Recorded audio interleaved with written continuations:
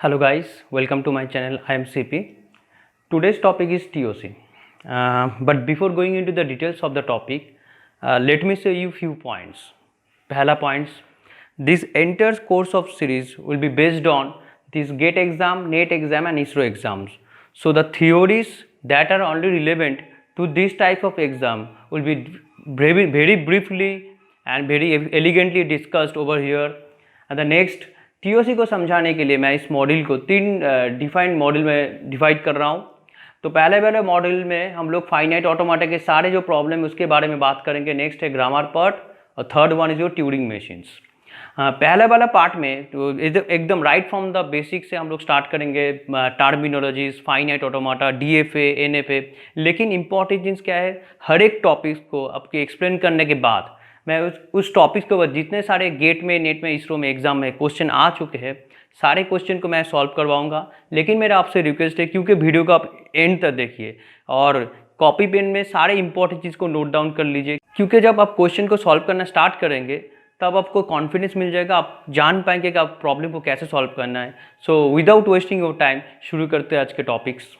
TOC it is a branch of computer science and mathematics both combined together to design a machines that is aim.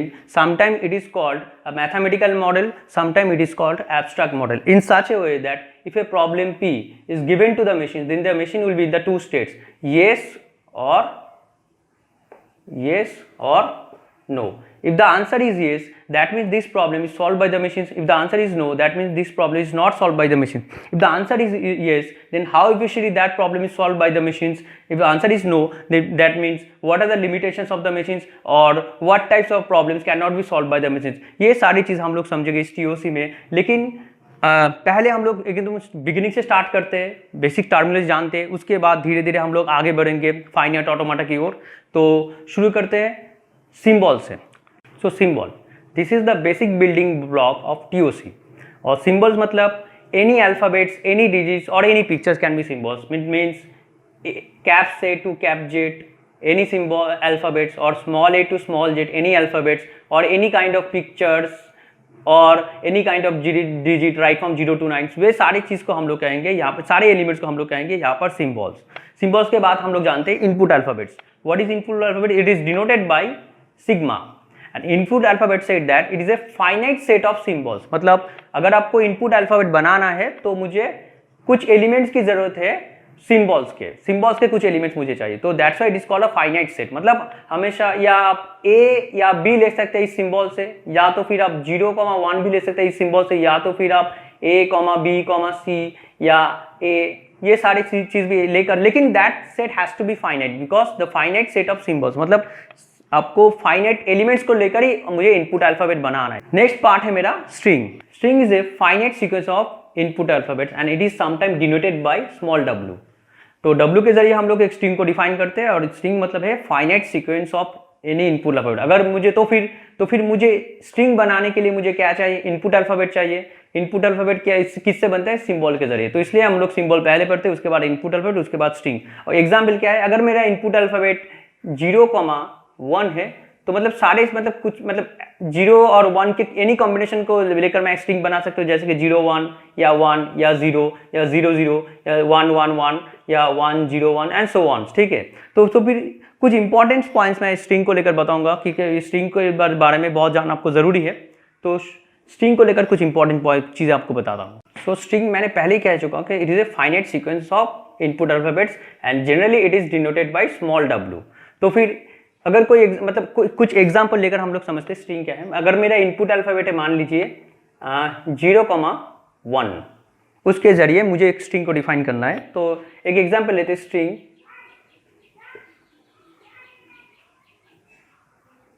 Having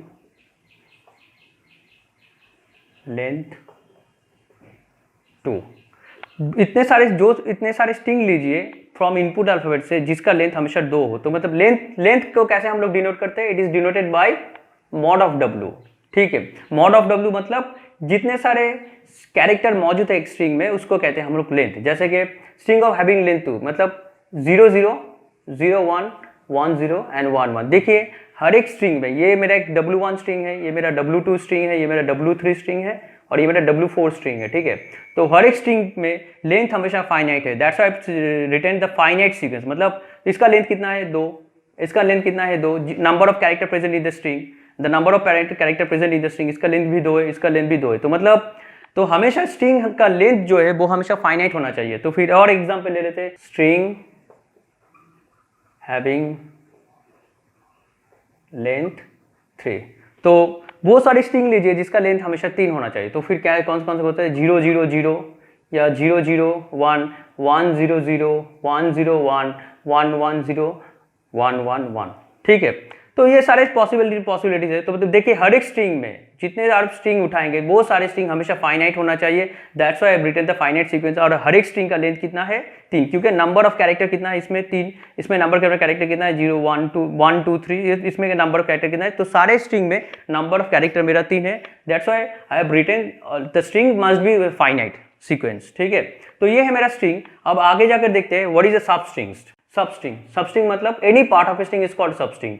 so अगर मेरा string है A B C D, अगर मेरा input alphabet है A comma B comma C comma D, ठीक है, और मैं एक स्ट्रिंग ले रहा हूँ randomly A B C D, तो इसका सबस्ट्रिंग क्या है, कौन सा पॉसिबिलिटीज है, you take the part in forward directions without skipping any symbol. मतलब अब यहाँ से एक सब पार्ट को आप ले सकते हैं लेकिन स्कीपिंग द कैरेक्टर्स।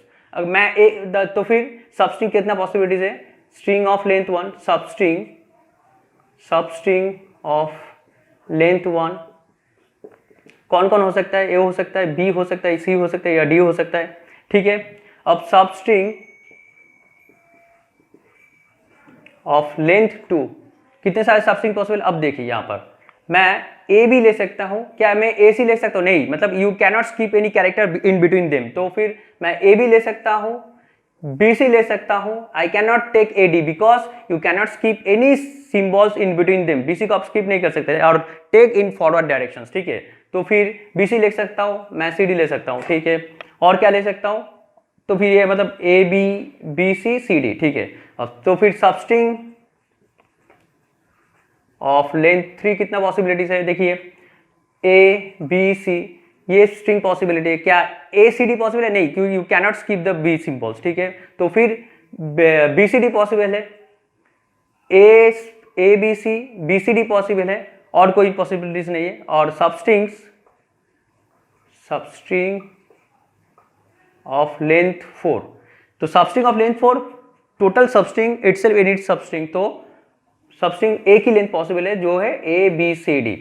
तो फिर कितने सारे सबस्ट्रिंग मेरे आ गए, मेरे 1 2 लेंथ 1 के मुझे सबस्ट्रिंग मिला है, लेंथ 1 के सबस्ट्रिंग मिला है मुझे 4, प्लस लेंथ 2 के सबस्ट्रिंग मिला है मुझे 3, और लेंथ 3 के सबस्ट्रिंग मिला है मुझे 2, और लेंथ 4 के सबस्ट्रिंग मिला है मुझे 1। तो फिर कितने सबस्ट्रिंग मिल रहा है मुझे, 4 + 3 + 2 + 1 4 7 9 10 कुल मिलाकर 10 सबस्ट्रिंग मिल रहा है। तो फिर अगर मुझे यहाँ पर मॉड ऑफ W कितना है, यहाँ पर मॉड ऑफ W मेरा है 4।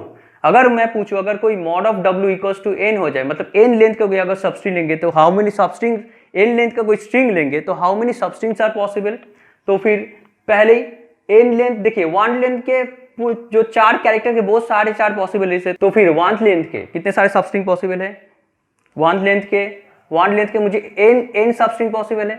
उसके बाद सबस्ट्रिंग 2 में देखिए अगर मेरा लेंथ 4 है तो मुझे कितने सारे सबस्ट्रिंग मिल रहे हैं, 3 मिल रहा है। तो फिर मतलब एक कम, तो फिर 2 लेंथ के मुझे कितने सारे सबस्ट्रिंग मिल रहे हैं, n-1 सबस्ट्रिंग मिल रहे हैं।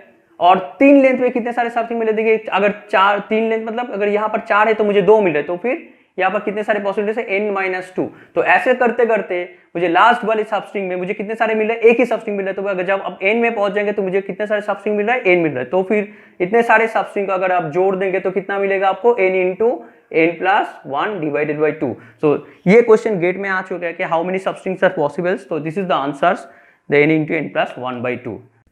तो देख लेते हैं सबस्ट्रिंग के साथ सबसीक्वेंस का डिफरेंस कहाँ पर है। सपोज कोई मेरा स्ट्रिंग है W = A B C and mod of W = 3, and what are the substrings, non-empty substrings are possible of length 1 is A B C।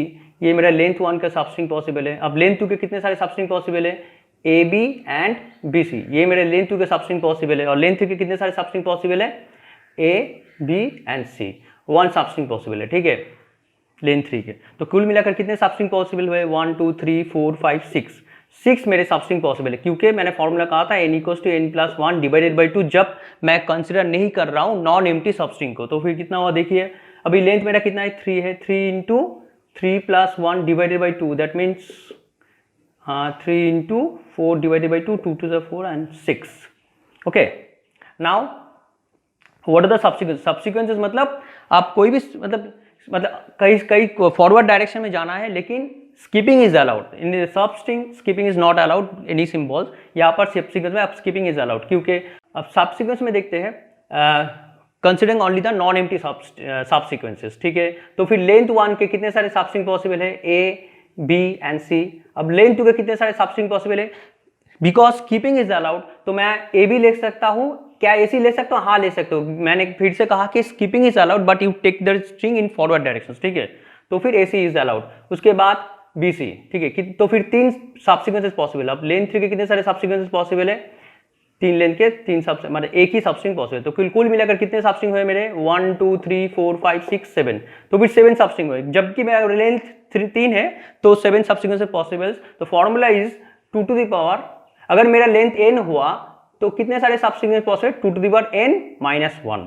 देखिए, अगर n की जगह आप 3 बिठाएंगे तो कितना हुआ? 2 to the power 3-1, that means 7 कि 7 1 2 3 4 5 6 7 पॉसिबल्स। तो this is the generalised formula of subsequence and this is the generalised formula of substring. तो यही है डिफरेंस सबस्ट्रिंग और सबसीक्वेंस के साथ। This question is asked in GATE 94। It is said that the number of substrings of all length from a string of length n is possible, these are the options. इसमें से कौन सा सही है? मैं पहले ही मतलब इसके ऊपर डिस्कशन कर चुका हूँ, लेकिन एक पॉइंट आउट है। अब यहाँ पर मेंशन किया है कि process of including all lengths. तो फिर मानिए मेरा कोई स्ट्रिंग है w = a-b-c, ठीक है। तो इस स्ट्रिंग के कितने सारे सबस्ट्रिंग पॉसिबल है देख लेते हैं एक बार। पहले मुझे फाइंड आउट करना, क्योंकि कहा गया इंक्लूडिंग ऑल लेंथ, तो मुझे 0 लेंथ के भी सबस्ट्रिंग मुझे मिलना चाहिए। तो फिर 0 लेंथ के कितने सारे सबस्ट्रिंग पॉसिबल है? एक ही सबस्ट्रिंग पॉसिबल है, मतलब दैट इज एप्सिलॉन, एक ही सबस्ट्रिंग पॉसिबल है। अब 1 लेंथ के कितने सारे सबस्ट्रिंग पॉसिबल है? 1 लेंथ के सबस्ट्रिंग पॉसिबल है ए, बी, सी। तो फिर अगर लेंथ 3 हो जाए तो 1 लेंथ के मुझे 3 ही सबस्ट्रिंग मिल रहा है, ठीक है। अब 2 लेंथ के कितने सारे सबस्ट्रिंग पॉसिबल है? ए बी पॉसिबल है या बी सी पॉसिबल है, ठीक है। तो फिर नंबर ऑफ सबस्ट्रिंग पॉसिबल है 2 लेंथ के, ठीक है। और अगर मेरा लेंथ 3 हो जाए तब कितने सारे सबस्ट्रिंग पॉसिबल है? सिर्फ एक ही substring possible, that is A B C, ठीक है। So what I am trying to say that, यहाँ से आप अगर इसको क्लोजली ऑब्जर्व कीजिए तो अगर 1 लेंथ के कितने सारे सबस्ट्रिंग पॉसिबल है, मतलब अगर मेरा कोई सबस्ट्रिंग मैं लूँ जिसका लेंथ n हो, मतलब mod of length w = n, तो 1 लेंथ के कितने सारे सबस्ट्रिंग पॉसिबल है? 1 लेंथ के कितने सारे सबस्ट्रिंग पॉसिबल है? 3, क्योंकि अगर मेरा स्ट्रिंग अगर लेंथ w = 3 है, 1 लेंथ के 3 होना चाहिए। तो अगर लेंथ मेरा n हो जाए तो n number of substring possible of 1 length, ठीक है। उसके बाद 2 लेंथ के कितने सारे सबस्ट्रिंग पॉसिबल है? देखिए, लेंथ अगर 3 हो जाए तो 1 घट रहा है, 2 हो रहा है। तो फिर अगर लेंथ मेरा n हो तो 2 लेंथ के कितने सबस्ट्रिंग पॉसिबल है? n-1। उसी तरह 3 लेंथ के कितने सारे सबस्ट्रिंग पॉसिबल है? n-2, क्योंकि देखिए 3 2 1 डिक्रीज हो रहा है। सो ऐसे तरीके से मुझे 2 3 2 1 इतने सारे सबस्ट्रिंग मिल रहे, ठीक है।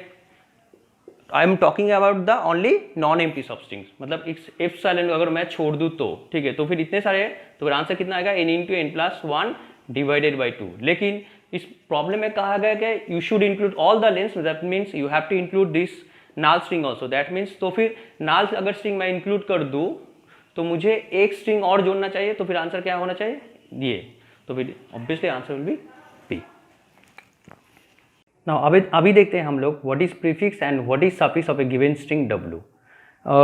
सपोज कोई मेरा स्ट्रिंग है w = a-b-c-d और मुझे फाइंड आउट करना है इस स्ट्रिंग के प्रीफिक्स कौन से हैं, इस स्ट्रिंग के सफिक्स कौन से हैं।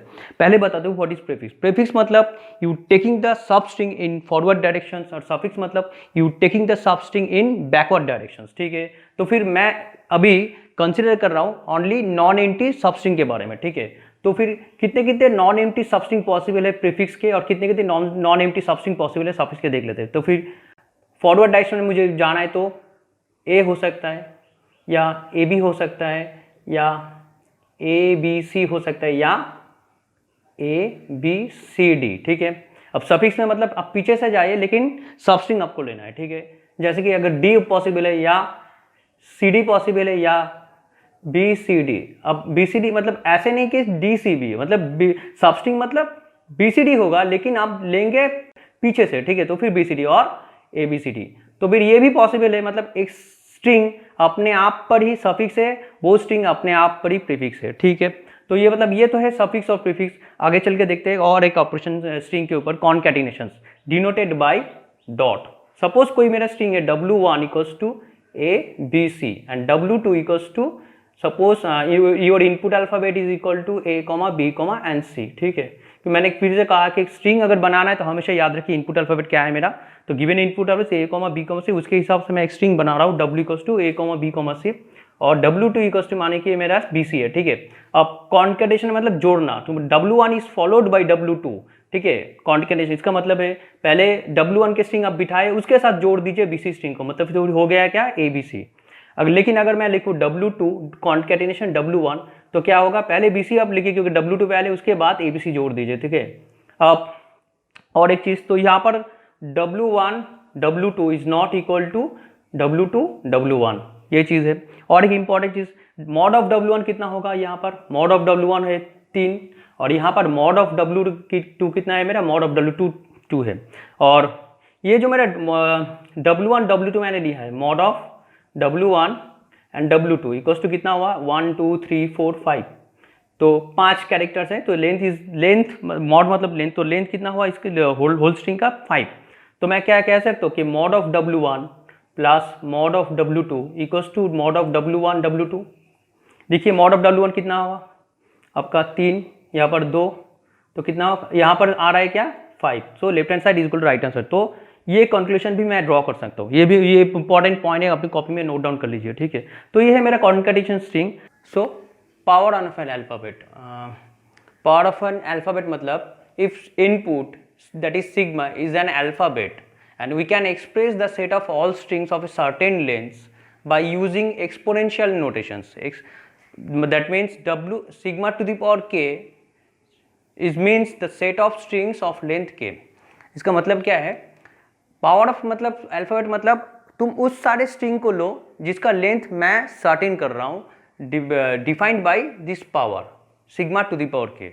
अगर मैं यहाँ पर मतलब अगर कोई मेरा इनपुट अल्फाबेट, तो फिर पावर ऑफ एन अल्फाबेट या power of N input sigma को जानने के लिए मुझे पहले इनपुट को डिफाइन करना होगा 0,1, उसके बाद power sigma two the power के, मतलब अब मुझे स्ट्रिंग बनाना है जो जिसका साइज हमेशा, जिसका लेंथ हमेशा के होना चाहिए। तो फिर के मतलब के एनी इंटीजर वैल्यूज। तो फिर अगर मैं सिग्मा टू द पावर 1 लूँ, that means you take all the strings from this your input alphabet such that the length of each string must be your 1। अगर तो सिग्मा टू द पावर 1 मतलब 0 हो सकता है, 0 से मतलब इसका भी लेंथ 1 है, इसका भी लेंथ 1 है, ठीक है। अगर मैं सिग्मा अच्छा सिग्मा टू द पावर 0 मतलब नाल स्ट्रिंग, मतलब उसका कोई लेंथ जिसका जिस लिंक स्ट्रिंग का लेंथ हो 0 हो, हम लोग उसको नाल स्ट्रिंग कहते हैं, इसको कहते हैं एप्सिलॉन, ठीक है। तो लेंथ ऑफ 0। तो फिर सिग्मा टू द पावर 1 मतलब स्ट्रिंग ऑफ लेंथ 1, इधर 0 और 1। अगर मेरा इनपुट अल्फाबेट 0,1 है, अगर इनपुट अल्फाबेट यहाँ पर मेरे पास A, B रह जाए तो फिर सिग्मा टू द पावर 1 कितना होगा मेरा, इधर है और B, बिकॉज सारे स्ट्रिंग के मेरे लेंथ 1 है। अब सिग्मा टू द पावर 2 मतलब द स्ट्रिंग ऑफ सारे string low from your input alphabet such that the length of each string must be true. तो फिर देखो 0 0 तो इसका लेंथ कितना है 2 है, 0 1 इसका लेंथ कितना है 2 है, 1 0 इसका लेंथ कितना है 2 है, 1 1 इसका लेंथ कितना है। तो फिर मुझे सारे कॉम्बिनेशन लेना होगा इस इनपुट अल्फाबेट के जरिए सच that the length of each string must B 2। तो फिर लेंथ ऑफ 3 मतलब अब तुम सारे स्ट्रिंग लो जिसका लेंथ हमेशा 3 होना चाहिए। तो फिर अगर सिग्मा अगर 3 मैं बनाऊँ तो कितना होना चाहिए, 0 0 0 पॉसिबल है, 0 1 0 पॉसिबल है, 1 1 1 पॉसिबल है, ठीक है। तो फिर सारे मेरे स्ट्रिंग के लेंथ कितना होना चाहिए, 3 होना चाहिए, ठीक है। तो इस अगर तुम खाली सिग्मा लिखोगे इसका मतलब है इनपुट अल्फाबेट, लेकिन अगर सिग्मा में पावर लगा दोगे तो मतलब you are talking about the string, okay, of certain length. इसको ही कहते हैं पावर ऑफ एन अल्फाबेट। तो फिर अगर मैं सिग्मा टू द पावर के में जाऊँ तो मतलब तुम सारे स्ट्रिंग के लो सच दैट सारे बोथ W स्ट्रिंग लो such that the mod of W must be equals to K, मतलब वो सारे स्ट्रिंग लो जिसके लेंथ हमेशा K होना चाहिए, ठीक है। अब फिर एक इंपॉर्टेंट चीज़ क्या है यहाँ पर, अगर मैं सिग्मा स्टार्स, इसको कहते हैं क्लोजर प्रॉपर्टीज या Kleene closure properties. Closure sigma stars मतलब ऑल पॉसिबल लेंथ को अगर तुम लोगे, सारे पॉसिबल लेंथ मतलब right from the zeroth length से 1 लेंथ तक 2 लेंथ तक जितने भी सारे स्ट्रिंग पॉसिबल है, सारे स्ट्रिंग के पॉसिबल को हम लोग कहेंगे सिग्मा स्टार। इसको हम लोग कभी कभी यूनिवर्सल लैंग्वेज भी कह सकते हैं, ठीक है। जैसे कि इसका मतलब क्या है, तुम सिग्मा या मेरा मतलब सिग्मा टू द पावर 0 हो जाए, या यूनियन मतलब और, या सिग्मा टू द पावर 1 भी हो सकता है और सिग्मा टू द पावर 2 भी हो सकता है, ऐसे करके sigma two the power K, ठीक है, ये चलता ही रहेगा, ठीक है। ये चलता ही रहेगा। तो फिर सिग्मा स्टार्स मतलब ऑल पॉसिबल स्ट्रिंग। तो मैं लिख सकता हूँ यूनियन, इस सारे को जनरलाइज तरीके से मैं लिख सकता हूँ I greater than equals to 0 such that sigma to the power this is I, union sigma to the power, मतलब सारे आप सिग्मा को यूनियन करके मुझे मिलता है सिग्मा स्टार। तो फिर सिग्मा स्टार मतलब नाल भी हो सकता है, सिग्मा स्टार मतलब 1 लेंथ के भी हो सकते हैं, सिग्मा स्टार मतलब 2 लेंथ के भी हो सकते हैं, सिग्मा स्टार के, तो सिग्मा स्टार्स मतलब सारे कॉम्बिनेशन तुम ले सकते हो। सो this is the power of and sets. अब देख लेते हैं language is a collection of strings और सेट ऑफ स्ट्रिंग्स। स्ट्रिंग हमेशा फाइनाइट होना चाहिए, लेकिन क्या लैंग्वेज फाइनाइट है इनफाइनाइट हो सकता है, देख लेते हैं एक बार। एक एग्जांपल, सपोज L1 कोई लैंग्वेज है, वो लैंग्वेज किस मतलब the strings that starts with है, ठीक है। तो फिर ऐसा सारे स्ट्रिंग लो जो स्टार्ट्स विथ है, मतलब पहले इनपुट अल्फाबेट मेरा क्या है A, B, मैंने पहले डिफाइन करना होगा इनपुट अल्फाबेट, उसके बाद आप ये सारा चीज़ कीजिए। स्ट्रिंग स्टार्ट्स विथ है तो क्या होगा, A हो सकता है, AA, ठीक है। ऐसे बहुत सारे स्ट्रिंग हो सकते पॉसिबल है। और दूसरा कोई लैंग्वेज है, कहा गया स्ट्रिंग हैविंग लेंथ 2, तो फिर लेंथ 2 के कितने सारे स्ट्रिंग पॉसिबल है, AA, BB, AB और BA, ठीक है। String starts with A and ends with A, मतलब ये सारे, तो फिर string starts with A and ends with B, मतलब AB पॉसिबल है, AABB पॉसिबल है, ABAB पॉसिबल है, ABBB पॉसिबल है, ऐसे बहुत सारे स्ट्रिंग्स। अब क्वेश्चन है इनमें कौन सा सेट मेरा फाइनाइट है और कौन सा इनफाइनाइट है। देखिए इसमें बहुत सारे combination possible, so this set is my infinite set, इसमें दिस सेट इज फाइनाइट क्योंकि यहाँ पर एलिमेंट्स फाइनाइट है, I can count the number of elements, तो फिर ये मेरा क्या है, फाइनाइट सेट है, ठीक है। और ये जो सेट है, मतलब ये वाला ये L3 वाला जो लैंग्वेज है, इसमें कहा गया starts with and ends with B, मतलब ऐसा बहुत सारे कॉम्बिनेशन पॉसिबल है। So this set is also infinite set. तो यहाँ पर कंक्लूजन क्या ड्रॉ करते हैं हम लोग कि लैंग्वेज कैन बी और finite and language can be और इनफाइनाइट। सो एक इंपॉर्टेंट चीज आप लोग नोट कर लीजिए, यहाँ पर string itself is a finite because it is a finite sequence of symbols, लेकिन लैंग्वेज आपका इनफाइनाइट भी हो सकता है या फाइनाइट भी हो सकता है, ये इंपॉर्टेंट चीज, ठीक है। So few operators on languages. पहला ऑपरेटर है union operator. It said that the union of two languages L1 and L2 denoted by L1 union L2 is a set of strings that are in either L1 or L2 or in both। मतलब अगर L1 कोई language है, मानो कि AB, BB और L2 कोई language है B, BB, तो L1 L2 मतलब पहले L1 में जितने सारे स्ट्रिंग है उसको लिख दो एक बार, AB BB मैंने लिख दिया, उसके बाद L2 में जितने सारे स्ट्रिंग है उसको लिखो, लेकिन लिखने से पहले देखो कि मतलब वो एलिमेंट ऑलरेडी तुम बैठा चुके हैं आप इस सेट में मौजूद है या नहीं है। तो फिर देखो AB BB, अब B न्यू एलिमेंट मैं बैठा सकता हूँ, लेकिन BB को नहीं बैठा सकता क्योंकि BB is already in present this set. तो फिर उसके बाद एक और मैंने कहा बोथ, मतलब उस दोनों के कॉमन पार्ट को भी आप यहाँ पर बिठाए। कॉमन पार्ट मतलब देखो यहाँ पर कॉमन पार्ट क्या है BB, लेकिन BB भी पहले मैंने बिठा चुका, तो इसको बिठाने की जरूरत है। तो this is the L1 union L2 operations. Concatenation मतलब L1 denoted by dot L2, ठीक है। तो is a set of string that can be formed by taking any string from L1 से एक स्ट्रिंग को लीजिए, कोई भी एक स्ट्रिंग को लीजिए, उसके बाद क्योंकि L1 is followed by L2, तो मतलब पहले मुझे L1 सेट से कोई भी एक स्ट्रिंग को मुझे लेना होगा, उसके साथ मुझे concatenating with any string from L2, मतलब L2 के किसी भी एक स्ट्रिंग को उसके साथ जोड़ दीजिए, जोड़ने के बाद जो जो नया स्ट्रिंग फॉर्म हो रहा है वही मेरा है L1 L2 में। तो फिर मैं जैसे कि AB के साथ अगर B को जोड़ूं तो मुझे मिल रहा है ABB, अगर AB के साथ मैं BB को जोड़ूं तो मुझे मिल रहा है ABBB, ठीक है। उसके बाद अगर BB के साथ मैं B को जोड़ूं मुझे मिल रहा है, या BB के साथ अगर इस BB को जोड़ूं तो मुझे ये मिल रहा है। तो फिर this is the concatenation operation. The closure of a language, the closure of a language L is denoted by L stars, and they represent those strings which can be formed by taking any number of strings from L। मतलब अगर कोई मेरे language L जैसे कि 0,11 है, दो string से बना हुआ एक लैंग्वेज, तो उसका क्लोजर प्रॉपर्टीज होना चाहिए you take any string from this language and repeating any number of times and combining with any other strings अगर पॉसिबल है तो।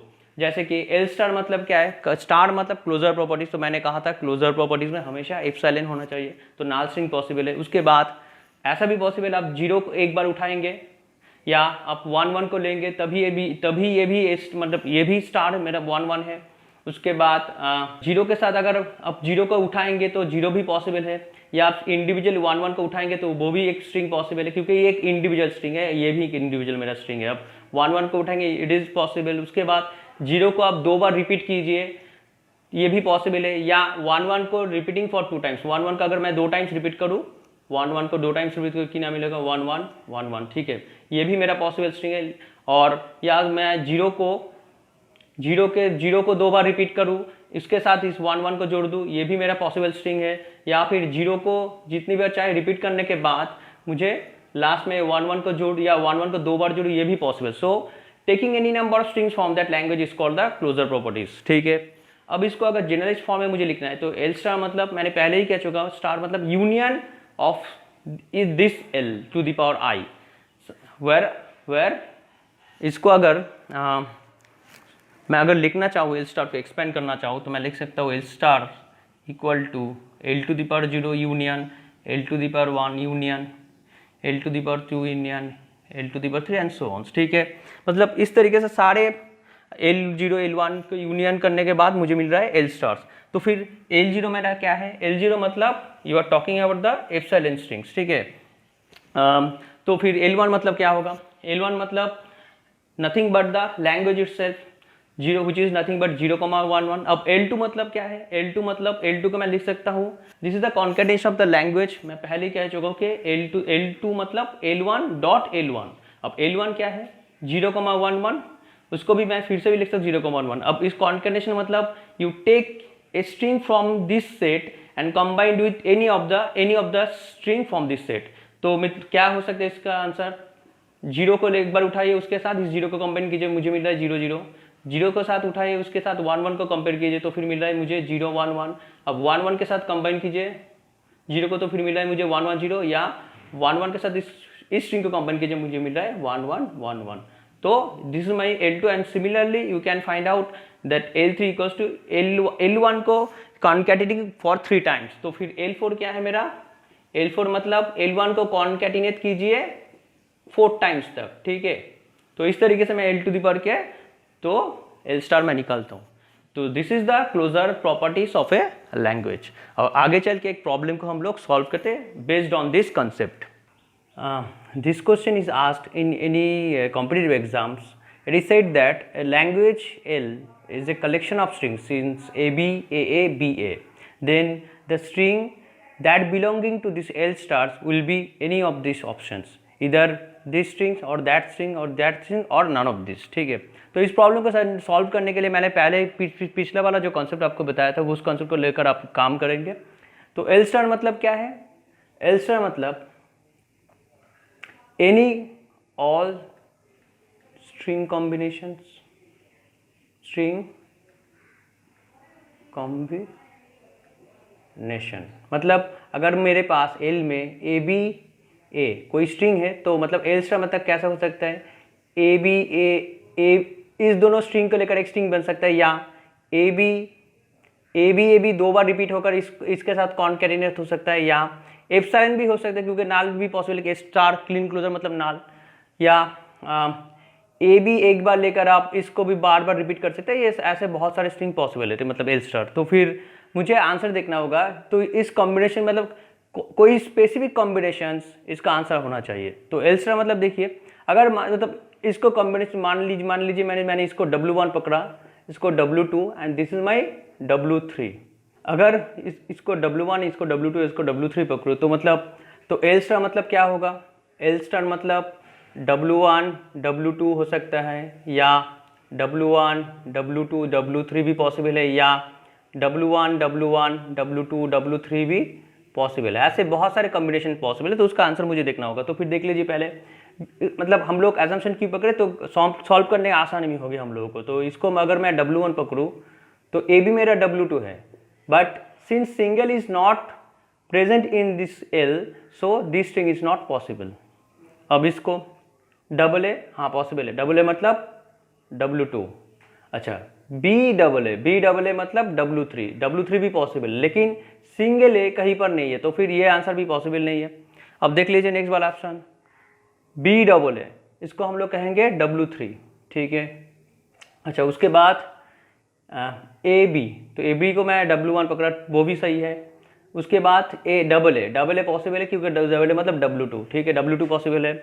उसके बाद फिर से डबल ए मतलब फिर से W2 पॉसिबल है। और बी डबल ए मतलब आप बी डबल ए मतलब W3, लेकिन सिंगल ए यहाँ पर भी बज रहा है, बच जा रहा है, तो मतलब ये भी पॉसिबल नहीं। तो ऑप्शन क्या होगा?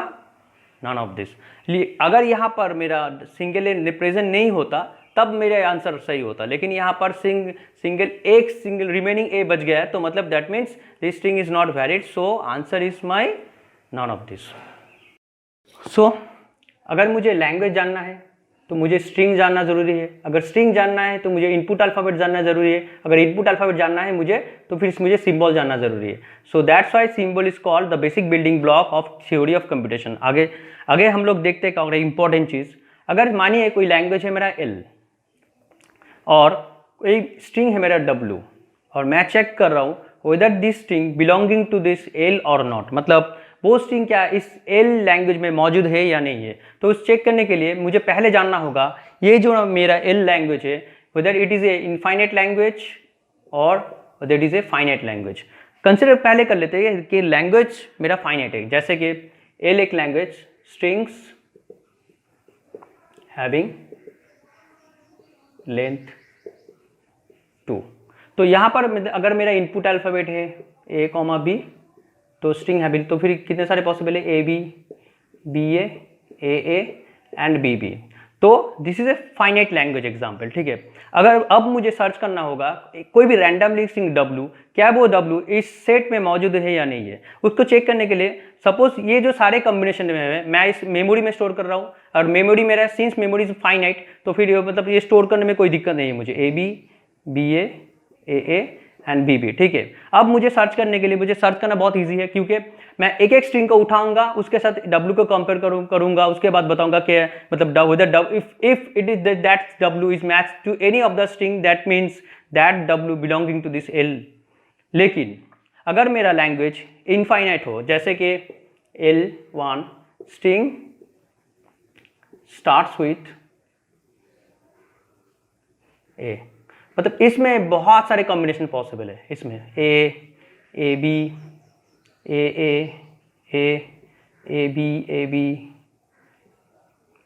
बी एंड सो ऑन, बहुत सारे कॉम्बिनेशन पॉसिबल है। अब ये सारे कॉम्बिनेशंस को एक फाइनाइट मेमोरी में स्टोर करना बहुत मुश्किल काम है, ये पॉसिबल नहीं है। और अगर मैं सारे कॉम्बिनेशन को इस फाइनाइट मेमोरी स्टोर ना कर पाऊँ तो मतलब एक मतलब अगर, तो फिर मुझे कहना बहुत मुश्किल है, difficult to check should say whether this W belonging to this L1 not, क्योंकि मेरे पास सारे कॉम्बिनेशन मेमोरी में मौजूद नहीं है। उस सिचुएशन में मुझे इस लैंग्वेज को अगर मैं फाइनाइट रिप्रेजेंट कर सकूँ और उसमें इनपुट डालूँ W, और ये अगर फाइनाइट रिप्रेजेंटेशन मेरा पास अगर दो आंसर हो येस और नो का, ठीक है, येस और नो, अगर मतलब अगर मैच हो जाए तो आंसर मेरा होगा येस, अगर मैच ना हो जाए मेरा आंसर होगा नो। अगर आंसर येस हो गया that means this W belonging to this L, अगर मैच नहीं हुआ तो मतलब this W not belonging to this.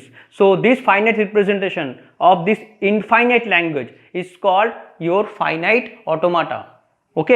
And the language which is mathematically represented is called a formal language. तो फॉर्मल लैंग्वेज किसको कहोगे आप? जिसको आप मैथमेटिकली रिप्रेजेंट कर सकते हो, जिस टाइप के लैंग्वेज को, उस टाइप के लैंग्वेज को कहोगे फॉर्मल लैंग्वेज। और जो इनफाइनाइट लैंग्वेज का अगर आप फाइनाइट रिप्रेजेंटेशन करना चाहते हैं तो उस फाइनाइट रिप्रेजेंट कहेंगे हम लोग फाइनाइट ऑटोमाटा या एब्स्ट्रैक्ट मॉडल्स, ठीक है। और कभी कभी इसको हम लोग मैथमेटिकल मॉडल भी कहते हैं। तो फिर फाइनाइट रिप्रेजेंटेशन, तो फिर इस formal language is very much close to your finite automata. So if the language is infinite और इसको हम लोग फाइनाइट रिप्रेजेंट कर सकते हैं, तो फिर इस फाइनाइट रिप्रेजेंटेशन को हम लोग कहेंगे फाइनाइट ऑटोमाटा। और जिस लैंग्वेज को हम लोग फाइनाइट रिप्रेजेंट करते हैं उस लैंग्वेज को हम लोग कहते हैं formal language. So any language which can be mathematically expressed, that language is called formal language, and the finite representation is called a finite automata. So formal language is very much close to your finite automata. अब देख लेते हैं what is finite automata. Automata मतलब एक device that capable of taking its own decision without human interventions. जैसे कि example, बहुत सारे एग्जाम्पल दिया जाता है कि मतलब अगर आप एटीएम में जाएंगे, एटीएम के मतलब काउंटर में जाएंगे, आपको एक वैलिड पासवर्ड या पिन कोड वगैरह डालना होगा। अगर आप पासवर्ड ठीक से डालेंगे, ट्रांजैक्शन अगर ठीक से प्रोसेस हो जाए तो ऑटोमेटिकली ट्रांजैक्शन प्रोसीड होगा और आपको अमाउंट मिल जाएगा अगर ट्रांजैक्शन सही हुआ तो। लेकिन अगर पासवर्ड गलत हुआ तो मतलब रॉन्ग हो जाए तो आपका ट्रांजैक्शन रुक जाएगा, ठीक है। तो यह एक ऑटोमेटा का एग्जाम्पल। जैसे कि और भी एग्जाम्पल है ट्रैफिक सिग्नल में, ठीक है। हम लोग ट्रैफिक सिग्नल में देखते हैं ग्रीन येलो रेड, जो रेड कलर के जो सिग्नल है, ठीक है, वो ऑटोमेटिकली चेंज होता है वो टाइमर के साथ, वहाँ पर ह्यूमन इंटरवेंशन की जरूरत नहीं है। तो वो एक ऑटोमेटा का एग्जाम्पल है। अगर आप टाइमर इनपुट देंगे तो एक स्टेट से दूसरे स्टेट में चला जाएगा, वो अपने आप को काम करते रहेगा। तो this are the example of finite automata वो the input with the human intervention is not required, ठीक है। और एक एग्जाम्पल जहाँ पर हम लोग ऑटोमेटा की जरूरत है कि जैसे कि काउंटर डिजिटल, मतलब हम लोग अगर डायनेमिक बिहेवियर को सिमुलेट करना चाहे किसी के डिस्क्रीट टाइप डिवाइस के, तो वहाँ पर हम लोग ऑटोमेटा को यूज करते हैं, ठीक है। और any kind of practical situation can be represented bye your finite automata. जैसे तो फिर पहले जान लेते हैं उसको देख लेते हैं एग्जाम्पल के जरिए, लेकिन जान लेते पहले what are the basic characteristic of finite automata. देखिए फाइनाइट ऑटोमेटा क्यों चाहिए, बट फाइनाइट हम लोग क्यों बनाए थे कि क्योंकि मुझे एक स्ट्रिंग को इनपुट देना है, ठीक है। उस स्ट्रिंग को इनपुट देकर मुझे आंसर देना है येस और नो में, ठीक है, येस और नो में, ठीक है। तो फिर फाइनाइट ऑटोमेटा में मुझे इनपुट चाहिए, मुझे आउटपुट चाहिए, और इस जो मॉडल को हम लोग कहते हैं फाइनाइट कंट्रोल।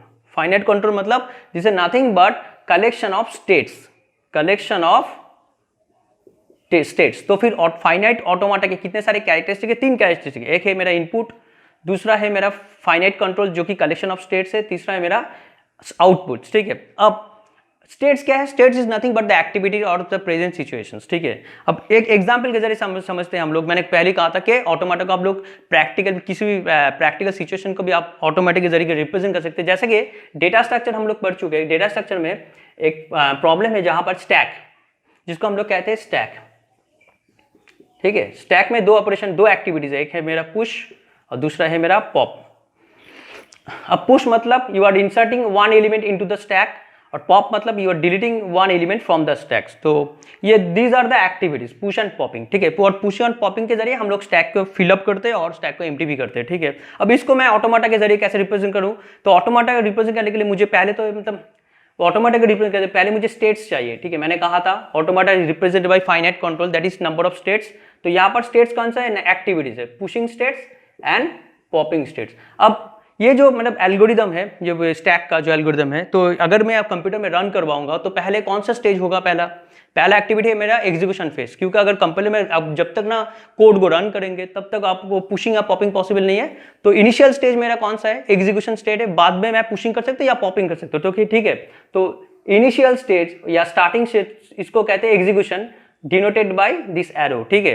इसको कहते हैं हम लोग इनिशियल स्टेट्स या स्टार्टिंग स्टेट, जहां से मुझे ऑटोमाटा को स्टार्ट करना शुरू करना है, ठीक है, या मशीन को मुझे स्टार्ट करना शुरू करना है, ठीक है। तो मेरा ये स्टार्टिंग स्टेट है। अब यूजर को मैं पूछ रहा हूँ रन टाइम में, अगर आप 1 प्रेस कीजिए तो आप पुशिंग एक एलिमेंट को पुश कर सकते हैं, 2 प्रेस करने के बाद आप उस एलिमेंट को पॉप कर सकते हैं, ठीक है। लेकिन अगर पहले तो फिर यूजर अगर 1 प्रेस करे तो कौन सी स्टेट में चला जाएगा, पुशिंग स्टेट में, यू आर इंसर्टिंग 1 एलिमेंट्स। अगर यूजर 2 प्रेस करे, लेकिन देखिए स्टैक में कोई चीज नहीं है, लेकिन तो फिर तो आप पॉपिंग तो पॉसिबल नहीं, तो फिर ये काइंड ऑफ एरर है, this is the kind of error activities, तो ये सीधा एरर स्टेट में चला जाएगा, ठीक है। और ये जो एरे है हम लोग इसको कहते हैं ट्रांजिशंस, ठीक है, जो कि इनपुट के ऊपर डिफाइन किया जाता है। तो यहाँ पर इनपुट अल्फाबेट क्या है मेरा, 1 और 2, ठीक है, क्योंकि 1 प्रेस करने से मुझे पुश करना है, 2 प्रेस करने से मुझे पॉपिंग करना है। अब इनिशियल मतलब अगर एग्जीक्यूशन प्रोग्राम स्टार्ट करने के बाद ही मैं 2 प्रेस कर दूं तो पॉपिंग तो पॉसिबल नहीं, that's why it is error state. लेकिन अगर 1 प्रेस करूं मैं पुश में जा सकता हूं, ठीक है। उसके बाद पुश के बाद मैं अगर फिर से 1 प्रेस करूं तो मैं फिर से पुश में स्टेट में रहूंगा, तो फिर जितने बार मैं पुश करता रहूंगा उतने बार पुश स्टेट में रहूंगा। लेकिन अगर मैं प्रेस 2 करूं तो मैं पॉप स्टेट में चला जाऊंगा, ठीक है, पॉप स्टेट में चला जाऊंगा।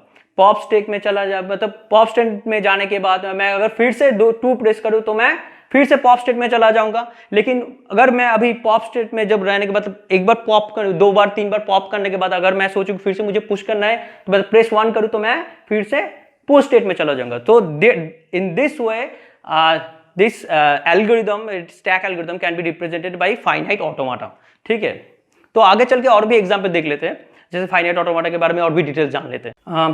गाइस अभी फाइनाइट ऑटोमाटा को हम लोग मैथमेटिकली कैसे रिप्रेजेंट कर सकते हैं with the help of 5 tuples, ठीक है। वो क्या, Q not, sigma, F and transition, ये सारी चीज क्या है मैं बताऊंगा। तो मैंने पहले ही कहा था कि अगर कोई सिचुएशन को आप फाइनाइट ऑटोमाटा को रिप्रेजेंट करना चाहते हैं तो फिर मुझे पहला इंपॉर्टेंट चीज है you need collection of states that must be finite, ठीक है। तो फिर क्यू जो है मेरा finite number, finite set of states, ठीक है। क्यू नॉट क्या है मेरा, इनिशियल स्टेट्स। अब इनिशियल स्टेट्स में मेरा क्या है, जहां पर आप मशीन को शुरू करना स्टार्ट करते हैं या जहां से आप इनपुट डालना स्टार्ट करते हैं उस स्टेट को अब कहेंगे कि इनिशियल स्टेट या स्टार्टिंग स्टेट, ठीक है। तो स्टार्टिंग स्टेट, कभी कभी हम लोग कहते हैं स्टार्टिंग स्टेट या इनिशियल स्टेट, कुछ भी, initial state, and that belongs to your Q, ठीक है।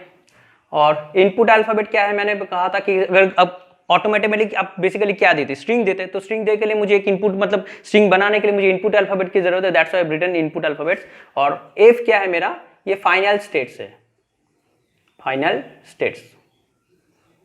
और delta is the transition functions, transition function. एक एक करके समझते हैं ये सारी चीज को। पहले बनाते हैं एक रैंडमली कोई एक ऑटोमाटा,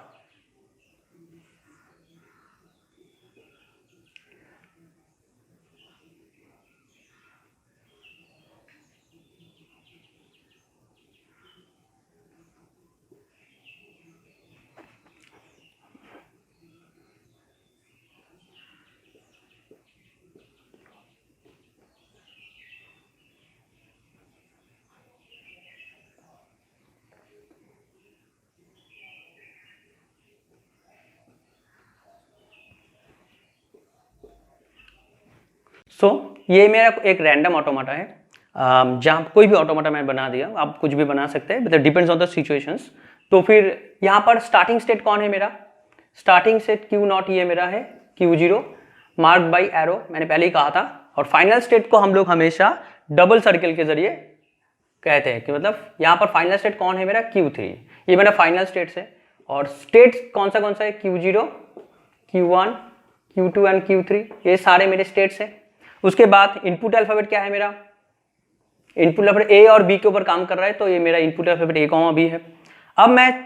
अब मुझे क्वेश्चन है मेरा, ये फाइनल स्टेट की जरूरत क्या है। और मतलब इनिशियल स्टेट तो मैं कह चुके जहां से मुझे स्ट्रिंग को फेड करना शुरू करना है, इस ऑटोमाटा में देना स्टार्ट करना है, ठीक है, जहाँ से मेरा स्टार्टिंग स्कैन शुरू हो रहा है, तो इसको हम लोग स्टार्टिंग सिंबल कहते हैं। लेकिन फाइनल स्टेट की क्यों जरूरत है? क्योंकि फाइनल स्टेट के ऊपर you can decide whether this string is accepted by your finite automata और rejected by your finite automata. So acceptance और रिजेक्शन के लिए हम लोग फाइनल स्टेट की यूज करते हैं, जिसको कभी कभी हम लोग एक्सेप्टेंस स्टेट भी कहते हैं।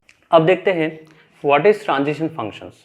ट्रांजिशन फंक्शंस, ये ट्रांजिशन फंक्शन बहुत इंपॉर्टेंट है फाइनाइट ऑटोमाटा के, क्योंकि इसके हिसाब से ही हम लोग बता सकते हैं कि मेरा मशीन डिटर्मिनिस्टिक है या नॉन डिटर्मिनिस्टिक है। मतलब अच्छा देख लेते, पहले हम लोग देख चुके हैं ऑटोमाटा में कि हर एक स्टेट इनपुट के साथ एसोसिएटेड है। मतलब अगर आप कौन से स्टेट में है अभी और आपको कौन सा इनपुट मिल रहा है, then you can confirm that where you have to go. अगर आप कंफर्म है कि आप उस इनपुट के लेकर प्रीडिफाइंड है पहले से कि अब कहाँ जा रहे हैं, तो मतलब उस तरीके हम लोग क्या ऑटोमाटा को कहेंगे डिटर्मिनिस्टिक ऑटोमाटा। मतलब अगर मैं जानता हूँ मैं कौन सी स्टेट में हूँ और मेरे पास कौन सा इनपुट अल्फाबेट है, तो मैं कंफर्मली कोई भी मतलब कंफर्मली एक स्टेट में जरूर जाऊंगा, ठीक है, और वो स्टेट प्रीडिफाइंड है पहले से।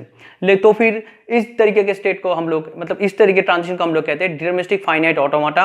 और नॉन डिटर्मिनिस्टिक क्या है बाद में बता रहा हूँ, लेकिन ये हम लोग पहला क्वेश्चन है एक क्रॉस प्रोडक्ट हम लोग मतलब यहाँ पर क्यों डाले, इसको कहते हैं कार्टेशियन प्रोडक्ट, ठीक है। अब कार्टेशियन प्रोडक्ट मतलब हम लोग सेट थ्योरी में पढ़ चुके हैं ये कि मैपिंग करने के लिए, क्योंकि एवरी मतलब state is mapped to input alphabets, okay. मतलब अगर मान लिया आपके पास स्टेट है Q0, Q1, Q2 and Q3 और मेरा इनपुट अल्फाबेट है A, B, तो मतलब क्रॉस प्रोडक्ट मतलब Q0, Q1, Q2 Q3, इसके साथ अगर आप A, B को क्रॉस प्रोडक्ट करेंगे तो कब मिलेगा क्या, Q0 के साथ सारे इनपुट के कॉम्बिनेशंस, देन Q1 के साथ सारे इनपुट के कॉम्बिनेशंस, देन Q2 के साथ सारे इनपुट के कॉम्बिनेशंस, ऐसे कुछ। तो फिर Q0 के साथ मुझे पहले A को कंबाइन करना है, फिर Q0 के साथ मुझे B को कंबाइन करना है। मतलब Q0, A ये एक चीज, और उसके बाद Q0, B मतलब ये नेक्स्ट कॉम्बिनेशंस। उसके बाद अभी Q1 के साथ भी मुझे A को कंबाइन करना है, तो फिर Q1, A and Q1, B, ठीक है। उसके बाद Q1, B, उसके बाद Q2 के साथ A को कंबाइन कीजिए, Q2 के साथ मैं A को कंबाइन कर रहा हूँ, फिर Q2 के साथ मैं B को कंबाइन कर रहा हूँ, ठीक है। फिर Q3 के साथ A को और Q3 के साथ B को ऐसे कंबाइन करोगे, तो फिर एक्चुअली इस कॉम्बिनेशन का आउटपुट क्या है, अब Q0 में A इनपुट मिल रहा है तो आउटपुट क्या है, हमेशा स्टेट रहेगा। तो फिर इस जो कॉम्बिनेशन इसका आउटपुट क्या है, एक स्टेट है, वो क्या है मेरा Q1। अब Q0 में अगर B मिल जाए तो फिर आउटपुट क्या है मेरा Q3। अब तो Q1 में अगर मुझे A मिल जाए तो मैं आउटपुट क्या है मेरा Q2, ठीक है। तो इस तरीके से अगर मैं मतलब स्टेट के साथ अगर इनपुट को मैप करोगे तो आउटपुट हमेशा क्या मिलेगा, एक स्टेट मिल रहा है, that's why I have written. तो अगर ये मेरा स्टेट्स का ये सारे मतलब कलेक्शन ऑफ स्टेट्स है और ये मेरा इनपुट अल्फाबेट है, तो इसके साथ मैं क्या कर रहा हूँ, क्रॉस प्रोडक्ट कर रहा हूँ, और अल्टीमेटली मुझे क्या मिल रहा है, एक आउटपुट, मतलब आउटपुट के हिसाब से मुझे एक स्टेट ही मिल रहा है। तो that's why I have written Q के साथ अगर क्रॉस प्रोडक्ट मतलब अगर इनपुट अल्फाबेट कीजिएगा तो हमेशा आउटपुट के साथ आपको एक स्टेट ही मिलेगा। तो अगर मैं तो फिर इसको डिटर्मिनिस्टिक क्यों कर रहा हूँ कि मतलब अगर मुझे A मिल जाए, अगर मुझे Q0 में A मिल जाए तो मैं कंफर्म हूँ मुझे Q1 में ही जाना है, रदर आई से दैट मुझे मेरे पास डाउट हो कि मुझे Q3 में जाऊँ या Q2 में जाऊँ, मेरे पास कंफर्म हूँ, प्रीडिफाइंड हूँ। अगर मुझे Q0 में हूँ, अगर एग्जैक्टली मुझे A सिंबल मिल रहा है तो मैं Q1 में ही जाऊंगा, लेकिन Q0 में अगर मुझे B सिंबल मिल जाए मैं तो कंफर्मली मैं Q3 में जाऊंगा। तो फिर ये मतलब अब डिटरमाइंड पहले से है, that's why it is called a deterministic finite automata. तो जहां पर इस तरीके के ट्रांजिशन फॉलो हो रहा है उस तरीके के ट्रांजिशन को हम लोग कहेंगे डिटरमिनिस्टिक फाइनाइट ऑटोमाटा, ठीक है। आगे चलकर हम लोग नेक्स्ट टॉपिक हम लोग का कि व्हाट इज डिटरमिनिस्टिक फाइनाइट ऑटोमाटा, लेकिन उससे पहले तो और एक पॉइंट्स, इफ ये फाइनल स्टेट्स, तो फाइनल स्टेट्स का काम क्या है, किसी भी स्ट्रिंग को एक्सेप्टेंस और रिजेक्शंस का कंक्लूजन देने के लिए मुझे फाइनल स्टेट्स की जरूरत है। लेकिन मेरा क्वेश्चन है क्या हर एक ऑटोमाटा में फाइनल स्टेट्स होना जरूरी है? नहीं, हर एक ऑटोमाटा में फाइनल स्टेट्स होना जरूरी है। जहां पर आपको एक्सेप्टेंस या रिजेक्शन के ऊपर काम करना है वहां पर फाइनल स्टेट्स का होना जरूरी है, लेकिन जहां पर आपको आउटपुट को लेकर काम करना है वहां पर आपको फाइनल स्टेट की जरूरत नहीं है। और क्या initial state more than one possible है? नहीं, हर एक मशीन के इनिशियल स्टेट हमेशा एक ही होते हैं, तो मतलब the initial state must be one, ठीक है। लेकिन final states can be more than one also, ठीक है। तो ये सारे चीज उसके बाद हम लोग देखेंगे what is DFA. So this is the classification of finite automata based on output. जहाँ पर मुझे स्ट्रिंग एक्सेप्टेंस और रिजेक्शन को ऊपर काम करना है, talking about the finite automata without output, और जहाँ पर we doesn't concern about your acceptance और स्ट्रिंग रिजेक्शंस, वहाँ पर मुझे फाइनाइट ऑटोमाटा विद आउटपुट को लेकर काम करना है। जो विदाउट आउटपुट फाइनाइट ऑटोमाटा है that is classified as DFA, NFA and epsilon NFA, और जो विद आउटपुट फाइनाइट ऑटोमाटा है वो है मेरा मूर मशीन्स और मिली मशीन्स। तो फिर ये सारे चीज़ क्या है हम लोग एक एक डिटेल्स करके समझेंगे। तो पहले शुरू करते हैं डीएफए से। सो अभी देख लेते हैं how to define a DFA, ठीक है। एक फाइनाइट ऑटोमाटा का एक मशीन लिया है मैंने, चेक लेते हो क्या है वो फाइनाइट ऑटोमाटा मेरा डीएफए या नहीं है। तो डीएफए मतलब every state has to be complete. उसका मतलब अब जिस स्टेट को भी लेंगे वो स्टेट, अगर मेरा input alphabet A comma B है तो वो स्टेट को हर एक इनपुट के ऊपर ट्रांजिशन दिखाना होगा। मतलब जैसे कि अगर मैं Q0 को लूँ एक स्टेट रैंडमली, क्या वो Q0 ए के ऊपर काम कर रहा है? ऑब्वियसली हाँ। क्या Q0 बी के ऊपर काम कर रहा है? ऑब्वियसली हाँ। तो फिर दिस स्टेट इज कंप्लीट, क्योंकि अगर मेरे पास मानिए 3 सिंबल है ए बी सी, तो फिर अभी क्या Q0 मेरा ये मतलब कंप्लीट स्टेट है? नहीं, क्योंकि Q0 ए के ऊपर ट्रांजिशन है, बी के ऊपर ट्रांजिशन है, लेकिन सी के ऊपर ट्रांजिशन है। तो मतलब हर एक स्टेट को हर इनपुट के ऊपर आपको ट्रांजिशन दिखाना होगा। तो according to this input alphabet this state is complete. Next, DFA में हर एक स्टेट को आपको कंप्लीट होना चाहिए, ऐसा कोई ना हो कि एक भी स्टेट इनकम्प्लीट हो जाए, ठीक है। नेक्स्ट स्टेट में देखिए क्या ये स्टेट मेरा कंप्लीट है? Q1 रिस्पॉन्डिंग ऑन ए, मतलब ए के ऊपर ट्रांजिशन है वो सेम स्टेट में रिटर्न कर रहा है, लेकिन क्या बी के ऊपर कोई ट्रांजिशन है? नहीं है। एरो मतलब इसको कहते हैं ट्रांजिशन, नहीं है ट्रांजिशन। तो फिर this state is not complete, okay. तो फिर ये एक भी स्टेट अगर कंप्लीट ना हो तो मतलब this finite automata can not be your DFA, ठीक है। अगर तो फिर अब चेक कर लेते हो और एक स्टेट, अभी Q2 को देख लीजिए, क्या Q2 मेरा कंप्लीट है? नहीं है, क्योंकि Q2 ए के ऊपर ट्रांजिशन है। देखिए Q2 को देख लीजिए, इस मतलब इनकमिंग नहीं है, उसका आउटगोइंग देखिए। Q2 ए के ऊपर ट्रांजिशन है, लेकिन Q2 को बी के ऊपर कोई ट्रांजिशन नहीं है। तो फिर this is sure short not a DFA. अब इसको डीएफए कैसे बना दिया जाए? अगर मैं यहाँ पर ट्रांजिशन लिखूँ ए कॉमा बी, मतलब ए के ऊपर भी मैं मतलब Q1 में अगर ए इनपुट मिल जाए तब भी मैं Q1 में रहूंगा, कॉमा मतलब और, या Q1 में बी भी मिल जाए तब भी मैं Q1 में रहूंगा। तो फिर ये स्टेट मेरा कंप्लीट है। This is complete and this has to be complete, तब भी मैं कह सकता हूँ ये पूरा फाइनाइट जो ऑटोमाटा है मेरा डीएफए है। तो फिर अगर मैं Q2 मेरे मतलब Q2 का अगर ट्रांजिशन मेरा बी ट्रांजिशन जो बाकी है, मैं suppose Q2 responding on a written on the same states, अभी बी अगर मिल जाए तो Q2 कहा जा रहा है Q1 पर। तो मतलब Q0 भी ए बी के ऊपर काम कर रहा है, Q1 भी ए बी के ऊपर काम कर रहा है, Q2 भी ए बी के ऊपर काम कर रहा है। तो मतलब इस तरीके के फाइनाइट ऑटोमाटा को कहूंगा मैं डीएफए, ठीक है। मतलब ये एक पॉइंट्स। दूसरा पॉइंट्स, हर एक ट्रांजिशन को मतलब हर एक स्टेट में मतलब अगर कोई इनपुट है तो मतलब confirm which state you will go, ठीक है। अगर मुझे Q0 स्टेट में ए मिल जाए तो कंफर्म मैं Q1 में ही जाऊंगा। मैं यहाँ पर कोई एम्बिग्युइटी नहीं है, मतलब Q0 में या Q2 कहीं पर जा सकता हूँ, नहीं। Q0 में अगर ए इनपुट मिल रहा है तो सी पॉजिटिव मैं Q1 में ही जा सकता हूँ। Deterministic about this nature, okay. So Q0 में अगर बी इनपुट मिल रहा है तो कहा जा रहा है आप Q2 में जा रहे हो। तो फिर ये क्राइटेरिया भी सेटिस्फाई हो रहा है, तो मैं श्योर शॉट इस मशीन को कहूंगा कि डीएफए। और एक चीज ये क्या है, और एक चीज ये क्या, ये फाइनाइट ऑटोमाटा है? हाँ फाइनाइट ऑटोमाटा, क्योंकि यहाँ पर फाइनाइट नंबर ऑफ स्टेट्स है, उसके बाद इनिशियल स्टेट भी है जो कि मार्क्ड बाय दिस एरो। क्या यहाँ पर फाइनल स्टेट्स है? हाँ यहाँ पर फाइनल स्टेट्स भी है। दिस इज कंप्लीट मतलब डबल सर्कल्स। इनपुट अल्फाबेट हाँ मौजूद है, फाइनल स्टेट भी है। ट्रांजिशन कैसे दिखाएंगे? दिस इज ट्रांजिशन फंक्शंस को हम लोग देखते हैं। मानिए कि अब चेक कर लेते हैं क्या कोई स्ट्रिंग, मानिए ए बी बी, अभी ए बी बी क्या एक्सेप्ट हो रहा है इस फाइनाइट ऑटोमाटा में डीएफए में? चेक करने के लिए मुझे ट्रांजिशन फंक्शन चाहिए। क्या लिखते हैं हम लोग? इनिशियल स्टेट से हमेशा स्टार्ट करते हैं Q0, उसके बाद जो स्ट्रिंग है मेरा मैं वो लिखता हूँ, ठीक है, Q0 ए बी बी। उसका मतलब है Q0 स्टेट में हो, अगर मुझे इनिशियली ए सिंबल मिला तो फिर कहाँ जाऊंगा मैं? Q0 स्टेट में हूँ, इनिशियली ए मुझे मिल रहा है तो मैं कहाँ जाऊंगा? Q1 में जाऊंगा और ये सिंबल मेरा खत्म हो गया, ठीक है। अभी बचा कितने? B B. अभी Q1 में हो बी मिल रहा है, Q1 में हो बी मिल रहा है, अब कहाँ जाएंगे आप? Q1 में हो बी मिल रहा है, तो Q1 में बी मिलने के बाद मैं सेम स्टेट में, क्योंकि ऑन बी सेम स्टेट में हो, ए के लिए भी आप सेम स्टेट में Q1 में और बी के लिए भी आप सेम स्टेट में, इसलिए मैंने कॉमा डाला, ठीक है।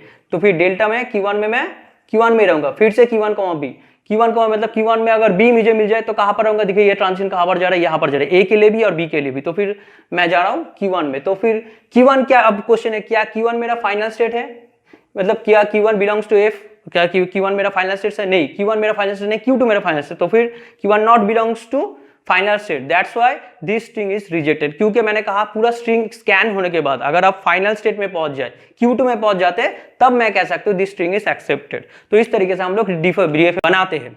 तो फिर मुझे एक DFA बनाना होगा that will accept string W over input alphabet A comma B, तो व्हिच स्टार्ट्स विद A, मतलब स्टार्ट्स विद A के जरिए मुझे इनपुट बनाना। तो फिर मतलब स्ट्रिंग कितने कितने पॉसिबल है, A है पॉसिबल, स्मॉल स्ट्रिंग क्या है मेरा A, उसके बाद A भी हो सकता है, या उसके बाद डबल A भी हो सकता है, उसके बाद A B हो सकता है, उसके बाद ट्रिपल A भी हो सकता है, उसके बाद A B ये सारे चीज पॉसिबल है, ठीक है। तो फिर मुझे हमेशा स्मॉल स्ट्रिंग के लिए मुझे पहले फाइनाइट ऑटोमेटा बनाइए, ठीक है। Q0 A इनपुट लिया तो मैं एक्सेप्ट हो जाऊंगा क्योंकि small string has to be accepted, तो अगर फाइनल स्टेट में पहुंच जाऊंगा तभी एक्सेप्ट हो सकता है। उसके बाद और ये मेरा इनिशियल स्टेट है, ठीक है।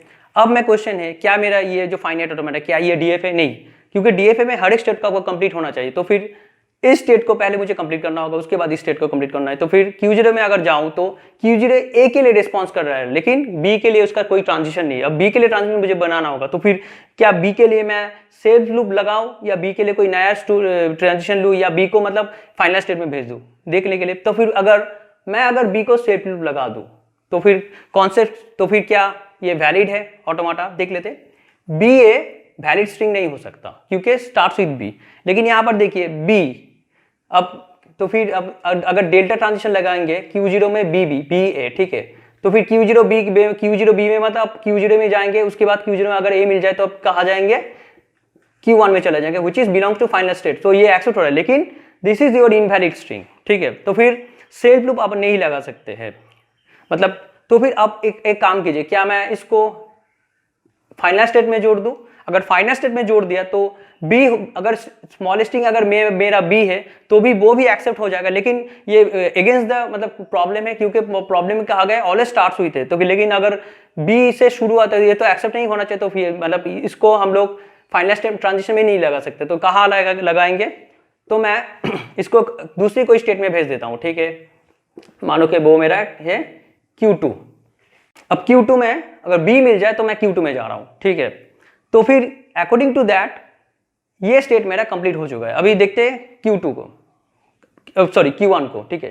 क्या मेरा Q1 स्टेट कंप्लीट है, देखिए A के बाद A एक्सेप्टेंस होने के बाद अगर मुझे ABB ये स्ट्रिंग है, क्या ये स्ट्रिंग वैलिड है, हाँ इस हिसाब से ये स्ट्रिंग वैलिड क्योंकि स्टार्ट्स हुई थे, तो फिर इसको वैलिड करने के लिए मुझे A के बाद जितने भी सारे मुझे B मिल जाए कोई फर्क नहीं पड़ने वाला क्योंकि मैं फाइनल स्टेट में रहूंगा, क्योंकि वॉलेट स्टार्ट हुई थे, उसके बाद कितने भी सारे स्ट्रिंग कितने भी सारे सिंबल मिल जाए मुझे एक्सेप्ट करना है, ठीक है। तो फिर सेल्फ लूप लगा दीजिए, तो फिर अभी Q1 क्या कंप्लीट हो गया, नहीं Q1 B के लिए रिस्पॉन्स हो रहा है, A के लिए रिस्पॉन्स नहीं हो रहा। अभी चेक कर लेते हैं क्या A के लिए मुझे ट्रांजिशन यहाँ पर भेजना है या यहाँ पर भेजना है या फिर सेल्फ लूप लगाना है, देख लेते हैं।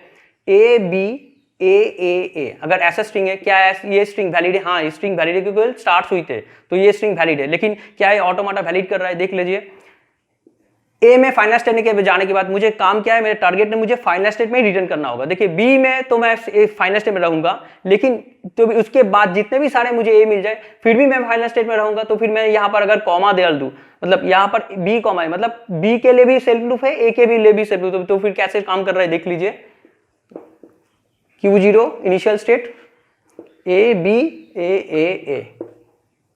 इनिशियल स्टेट Q0 और A मिला है, तो आप कहाँ जाएंगे, Q1 में जाएंगे, ठीक है। Q1 में गया, ये सिंबल खत्म, अभी क्या है B ट्रिपल है अभी आपके पास डेल्टा ट्रांजिशन फंक्शंस। Q1 में अगर B मिल जाए तभी आप कहाँ रहेंगे, Q1 में रहेंगे, और ट्रिपल है आपके पास, ठीक है। डेल्टा ट्रांजिशन फंक्शंस फिर से लगाइए।